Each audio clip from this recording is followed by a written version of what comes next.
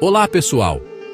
Sejam muito bem-vindos à nossa videoaula sobre um tema muito importante e que, sem dúvida, traz muitas dúvidas e discussões: o teto constitucional da remuneração do servidor público.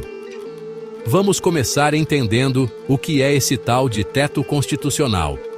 Imagine que a remuneração dos servidores públicos seja como uma balança. O teto constitucional funciona como uma linha divisória, que delimita um limite máximo que não pode ser ultrapassado na hora de calcular os salários. Essa linha, definida pela legislação, é crucial para garantir que a remuneração, de forma geral, permaneça equilibrada e justa. Em outras palavras, o teto constitucional é a máxima de remuneração que um servidor pode receber. E para sabermos até onde esse limite pode ir, precisamos entender a relação que ele tem com os ministros do Supremo Tribunal Federal, ou STF, que é o órgão que, muitas vezes, define as regras do jogo em termos de leis e salários. Ok, mas o que isso significa na prática? De acordo com o artigo 37 da Constituição Federal, a remuneração dos ministros do STF serve como parâmetro para estabelecer o teto para todos os outros servidores públicos. E atenção, isso não é só uma formalidade, mas uma exigência constitucional. Isso mesmo, a regra é clara, e é a partir dela que se estabelece um equilíbrio entre os diferentes níveis de remuneração. Agora vamos olhar mais de perto o artigo 48, inciso 15, da Constituição. Esse artigo fala sobre a responsabilidade do Congresso Nacional e do Presidente da República em fixar o subsídio dos ministros do STF, o que acaba se tornando fundamental na definição do teto remuneratório. Recentemente, com alterações nas emendas constitucionais, o debate sobre esse teto e suas implicações se intensificou. Mas pensem comigo: como fica a relação entre a remuneração dos servidores e os salários dos ministros em um contexto como o que estamos vivendo? É aí que a constitucionalidade formal das leis entra na dança. É essencial que as leis que restringam ou estabeleçam tetos remuneratórios sejam elaboradas dentro das normas da Constituição. Caso contrário, essas leis podem ser consideradas inconstitucionais, o que gera incertezas e, muitas vezes, conflitos no serviço público. Portanto, conhecer esses conceitos não é apenas uma questão de curiosidade, é uma questão de direito e de cidadania. E para consolidarmos essa informação, que tal pensarmos sobre um exemplo prático? Vamos imaginar um servidor público que ocupa um cargo de confiança. Se seu salário ultrapassar o teto estipulado, mesmo que por um mero erro, esse servidor pode estar sujeito a sanções e sua remuneração pode ter que ser ajustada. Ao longo da nossa videoaula, vamos explorar como a falta de regulamentações adequadas, ou mesmo a interpretação errada das já existentes, pode prejudicar não só o servidor, mas a própria administração pública. Antes de deixarmos essa parte do conteúdo, não podemos esquecer da importância do princípio da constitucionalidade formal, que assegura que qualquer norma que vise a regulamentação da remuneração deve estar em consonância com a Constituição. Então, fica a reflexão: conhecendo essas regras e princípios, como vocês acreditam que podemos garantir uma remuneração justa e equânime no serviço público? Quais desdobramentos podem ocorrer se esses tetos não forem respeitados? Para continuar nossa discussão sobre a remuneração dos servidores públicos e, uma das partes mais intrigantes do nosso tema, a inconstitucionalidade formal das leis que regem essa questão. Vamos começar desmistificando o que quer dizer a expressão inconstitucionalidade formal. Imaginem uma festa, onde todos devem seguir as regras de entrada. Se alguém tenta entrar sem seguir as normas que foram estabelecidas, essa entrada não é considerada válida, não é mesmo? Assim funciona a nossa Constituição Federal. Para que leis referentes à remuneração dos servidores sejam válidas, elas precisam ser criadas respeitando as normas e procedimentos previstos na própria Constituição. Agora, olhar para a Lei 9.421 de 96 é um ótimo exemplo para entendermos como essa questão pode se manifestar. Essa lei, que estabelecia os tetos remuneratórios para os servidores do Poder Judiciário, foi revogada pelo artigo 20, por conta dela não ter seguido as regras constitucionais.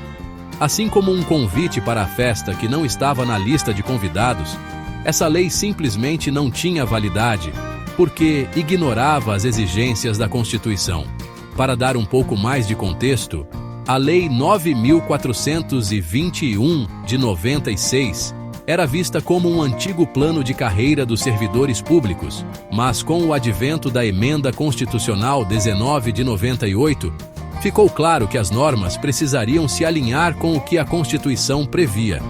Em especial, a regulamentação da fixação do subsídio dos ministros do Supremo Tribunal Federal deveria respeitar uma série de princípios, incluindo a irredutibilidade salarial. Mas não é só a Lei 9.421 de 96 que entra em questão.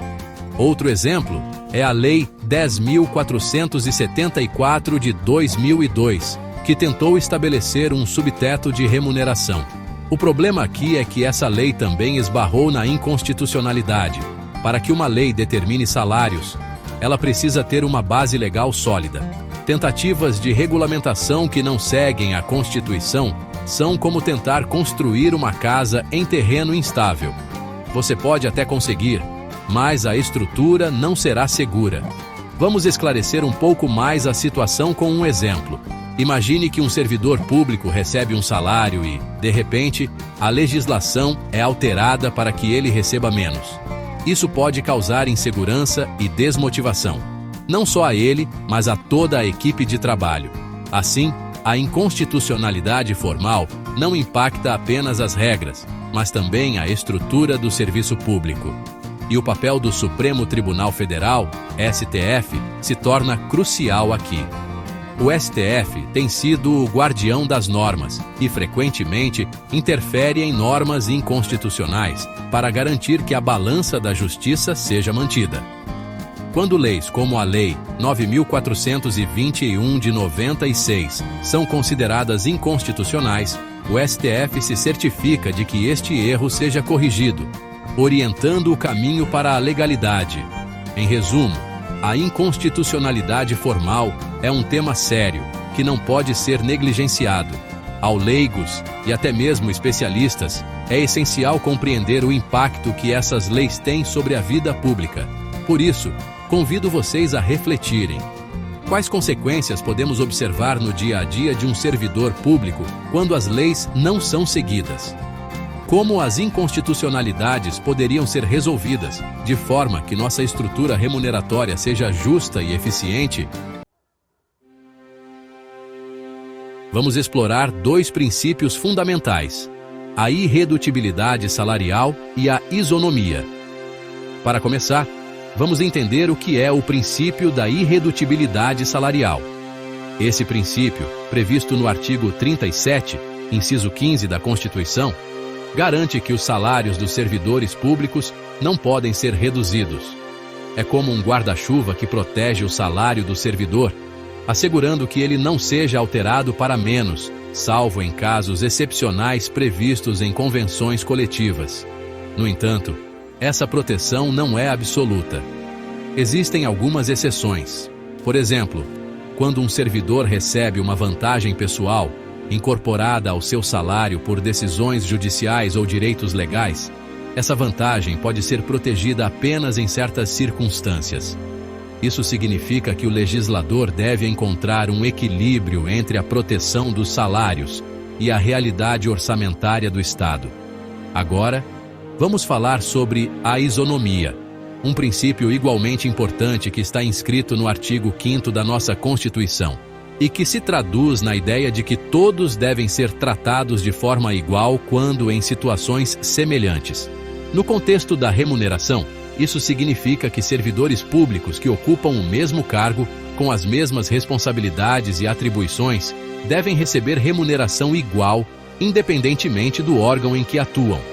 Por exemplo, imagine dois professores de uma mesma escola pública, com a mesma carga horária e qualificações. Se um deles estiver recebendo um salário maior simplesmente porque trabalha em um município diferente, temos uma clara violação do princípio da isonomia. Isso pode gerar desmotivação e descontentamento.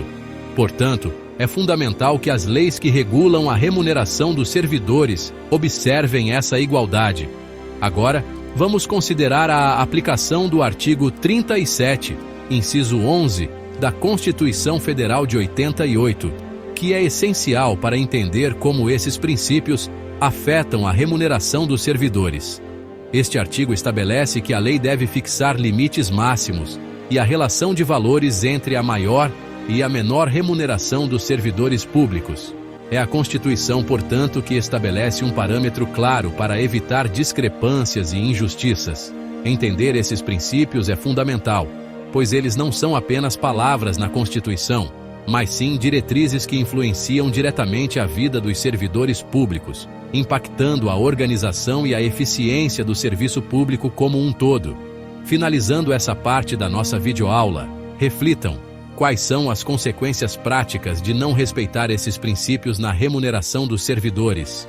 Como vocês acreditam que a aplicação correta da irredutibilidade salarial e da isonomia pode melhorar a administração pública? Agora vamos aprofundar nosso entendimento sobre um tema crucial na remuneração dos servidores públicos: as decisões do Supremo Tribunal Federal, o STF, em relação ao teto remuneratório. Para isso, vamos começar lembrando que o teto constitucional da remuneração é uma questão que não apenas impacta a vida dos servidores, mas também reflete a saúde fiscal do Estado. O STF, como guardião da nossa Constituição, é o responsável por interpretar e aplicar essas normas, e suas decisões são fundamentais para assegurar que essa balança se mantenha equilibrada. Primeiro, vamos entender a distinção entre teto real e teto formal. Imaginemos que você tem um limite de compras no cartão de crédito. O teto formal seria o valor que você pode gastar, enquanto o teto real é quanto você efetivamente consegue gastar, levando em conta os limites que o banco possa impor. Essa analogia ajuda a visualizar como o STF tem trabalhado. Ele estabelece regras que limitam a remuneração, mas também considera as realidades práticas que essas regras impõem. Um exemplo claro disso é a interpretação do artigo 37, inciso 11, da Constituição, que estabelece que a remuneração dos servidores não pode ultrapassar o subsídio dos ministros do STF. O que isso significa na prática? Quando o STF decide que certos cargos podem ter remunerações relacionadas a outras variáveis, ele está, essencialmente, deixando espaço para ajustes que refletem o contexto econômico e as demandas sociais. Outro ponto importante são as vantagens pessoais. O STF, em várias decisões, deixou claro que certas vantagens não devem ser incluídas no cálculo do teto remuneratório. Imagine que você trabalha em um projeto e recebe um bônus por isso. Esse bônus não deve ser contado como parte do seu salário base, ao calcular se você está dentro do teto. Portanto, as interpretações do STF sobre as vantagens pessoais ajudam a garantir que a remuneração dos servidores permaneça dentro dos limites estabelecidos pela Constituição. Mais recentemente, diversas decisões do STF têm abordado a questão das leis infraconstitucionais que tentaram criar subtetos de remuneração. Essas leis foram frequentemente consideradas inconstitucionais, levando à necessidade de uma reavaliação das normas que governam a remuneração pública. Um exemplo disso é a Lei 10.474 de 2002, que estabelecia um subteto de remuneração, mas que acabou sendo contestada devido à sua inconstitucionalidade. Essas decisões não apenas moldam a interpretação da legislação, mas também trazem à luz questões sobre a adequação e efetividade das normas existentes. Então, ao longo das últimas décadas, o STF tem desempenhado um papel ativo na salvaguarda dos interesses dos servidores, garantindo não apenas suas remunerações, mas também a integridade do serviço público como um todo. Concluindo esta parte, eu convido vocês a refletirem como as decisões do STF influenciam o nosso dia a dia como servidores públicos. O que poderíamos fazer para garantir que essas interpretações continuem a proteger os direitos dos servidores e a promover uma administração pública justa e eficiente? Vamos analisar o contexto atual das leis que regulamentam a remuneração dos servidores públicos no Brasil. Esse é um tema que, sem dúvida, traz à tona questões importantes sobre a justiça e a sustentabilidade das nossas estruturas salariais. Para começar, vamos falar sobre as mudanças que ocorreram no artigo 37 da Constituição Federal após as emendas constitucionais 19 de 98 e 41 de 2003. Essas emendas foram como uma boa reforma em uma casa antiga, onde foram feitas melhorias e ajustes necessários para garantir que tudo funcione direitinho. Após a emenda 19, o artigo 37 passou a estabelecer que a remuneração dos servidores públicos e o subsídio dos ministros do Supremo Tribunal Federal são interdependentes. Isso significa que, sempre que houver uma alteração significativa no salário dos ministros, isso impactará diretamente o teto salarial dos servidores. Essa nova redação trouxe uma maior clareza sobre como devem ser estabelecidos os limites de remuneração, evitando distorções nas carreiras públicas. Entretanto, é importante destacar que, com essa clareza, surgiram também alguns desafios. Um deles é a ausência de uma regulamentação específica que fixe de forma clara o subsídio dos ministros do STF, o que poderia gerar insegurança jurídica. A falta de normas concretas pode provocar incertezas nos servidores, pois a cada mudança de governo ou interpretação judicial, as repercussões sobre seus salários podem ser inesperadas. Vamos usar uma metáfora para ilustrar isso. Imagine que você vive em um condomínio em que as regras de cobrança de taxas podem mudar a qualquer momento, sem aviso prévio.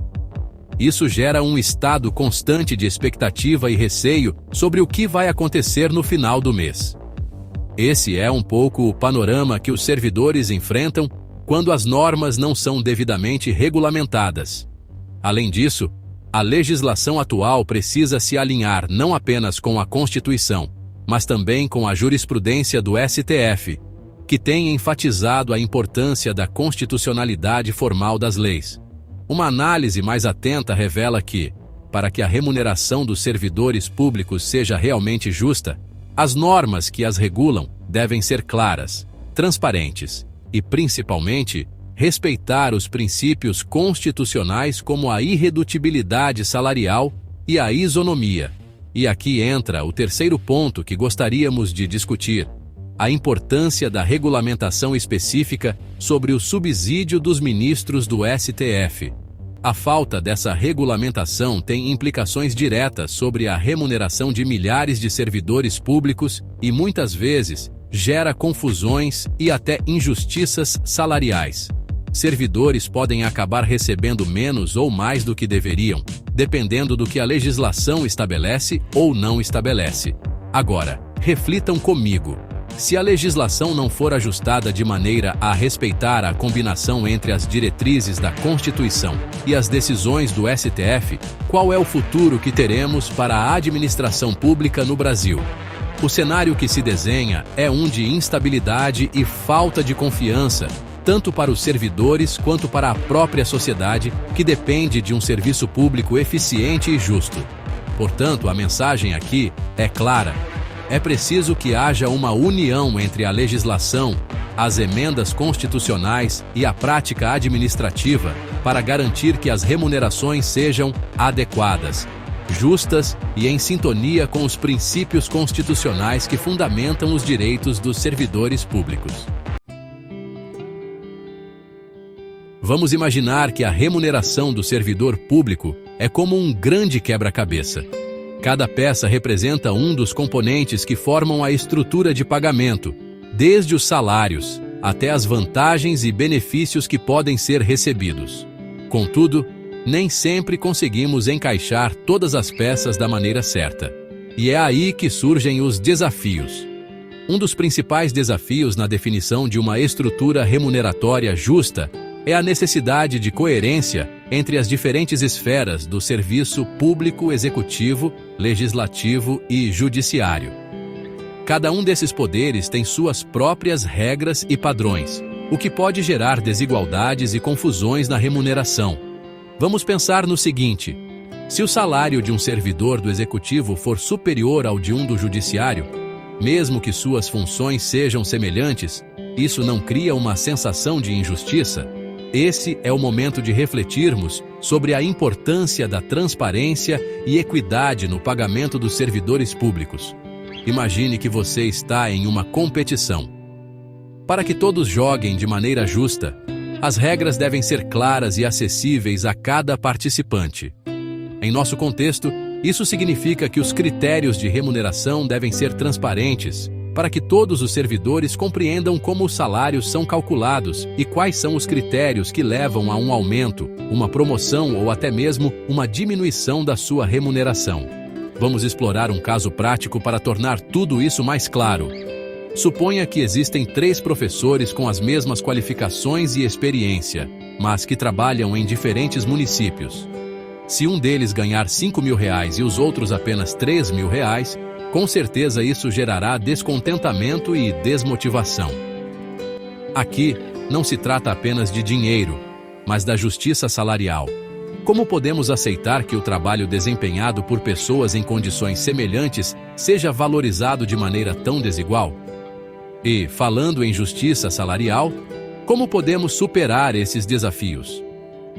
Uma abordagem interessante é propor caminhos para uma melhor gestão e regulamentação da remuneração dos servidores.